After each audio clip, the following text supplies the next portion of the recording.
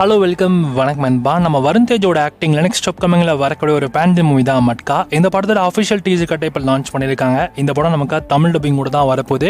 இந்த படத்தோட டீசர் பார்க்க எப்படி இருக்குன்னு இப்போ நம்ம பார்த்துடலாம். இந்த படத்தில் நம்ம வருண் தேஜ், மீனாட்சி சௌத்ரி, நோரா ஃபெட்டி மற்றும் அஜய் கோஷ்னு இந்த மாதிரி நிறைய பேர் இந்த படத்தில் நடிச்சிருக்காங்க. இந்த படத்தை ஒரு கேங்ஸ்டர் மூவி மாதிரி தான் எடுத்திருக்காங்க.